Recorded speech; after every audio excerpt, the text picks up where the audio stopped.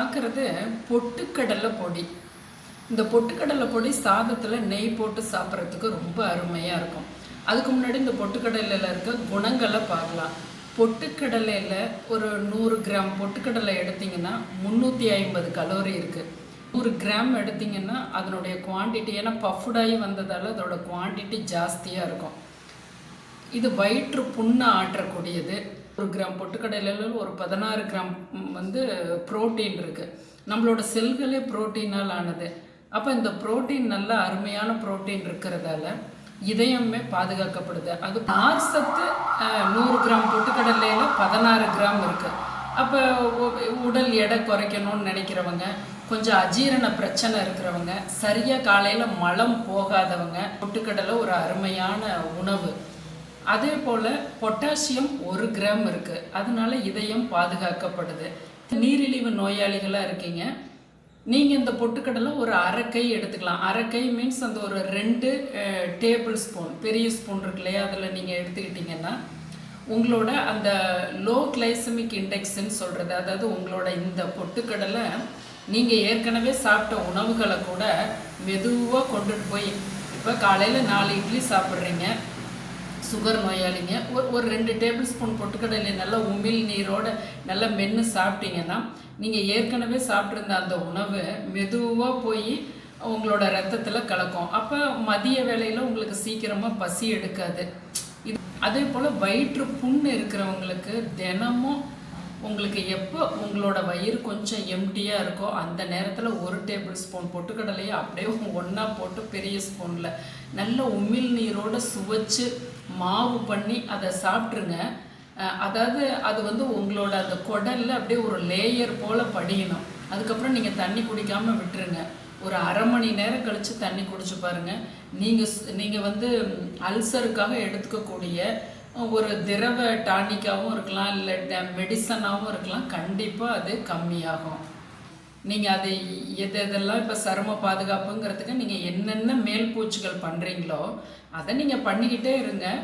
தினமுமே 1 table spoon பொட்டுக்கடலையே சாப்பிட்டு வாங்களேன். ஒரு 21 நாள் உங்களுக்கு நல்ல ஒரு சருமத்தில் சேஞ்சஸ் தெரியும். அதே போல் உடல் கழிவுகளை டாக்ஸினை வெளியேற்றக்கூடிய பண்புமே இந்த பொட்டுக்கடலையில் இருக்குது. குடல் புண்ணை ஆற்றும்னு பார்த்தோம் இல்லையா, உங்களுக்கு அதாவது ஒரு சிலருக்கு சாப்பிட்ட உடனே மலம் கழிக்கணும்னு தோணும்.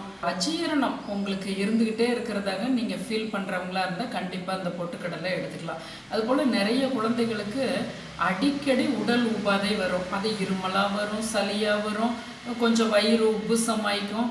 டீஸ்பூன் கோபுரமாக ஒரு நாளைக்கு 1 டீஸ்பூன் அப்படி கொடுத்து பாருங்களேன், அந்த எல்லா வயிற்று உபாதைகளுமே விலகும்.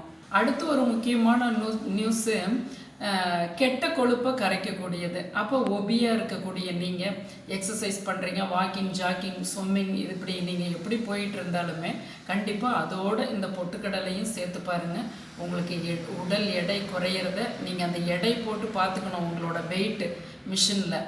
இதை சாப்பிட்டுக்கிட்டே பாருங்களேன், ஒரு 3 மாதத்துலலாம் உங்களுக்கு நல்ல பெனிஃபிட் தெரியும். வாங்க, இவ்வளவு நேரம் பேசின இந்த பொட்டுக்கடலையோட சாராம்சம் நம்ம இந்த பொடி 1 நிமிஷத்தில் முடிஞ்சிடும். அருணா சமையலறை சேனலை சப்ஸ்கிரைப் பண்ணிக்கிங்க. 100 பொட்டுக்கடலையே எடுத்துக்கிறோம். இதை லைட்டாக சூடு வர்றது போல் வறுத்து வச்சுக்கலாம். இதுக்கு 3 பல் பூண்டை நச்சு வச்சுக்கலாம். இந்த அளவுக்கு இப்போ நல்லா ஜூடு வர அளவுக்கு உங்களோட அந்த பின்பக்கம் கையை தொட்டு பார்த்திங்கன்னா ஜூடு வரணும். அந்தளவுக்கு எடுத்துக்கலாம். 4 மிளகாயை 2 கிள்ளி போட்டிருக்கேன், அப்போ தான் வெடிக்காமல் இருக்கும்னு. 4 சொட்டு எண்ணெய் போட்டு அந்த 3 பல் பூண்டை, தட்டி வச்ச பூண்டை நல்லா 60% ஃப்ரை ஆனோடனே இன்னும் 2 சொட்டு எண்ணெய் போட்டு அந்த மிளகாயை நல்லா வறுத்துக்கலாம்.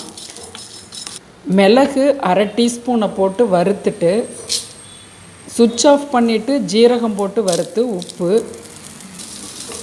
நல்லா ஜூட்டில் கிளறி கொடுத்து கொஞ்சம் பெருங்காயப்பொடி போட்டுக்கலாம். நல்லா ஆறி வரட்டும். பொட்டுக்கடலையை முதல்ல அரைச்சிட்டு அப்புறமா அந்த வறுத்த பொருட்களையும் போட்டு நைஸாக அரைச்சிக்கலாம். சாதத்தில் இந்த பொடி கொஞ்சம் போட்டு நெய் போட்டு பிசைஞ்சு சாப்பிட்டு பாருங்கள், அருமையான ருசியாக இருக்கும்.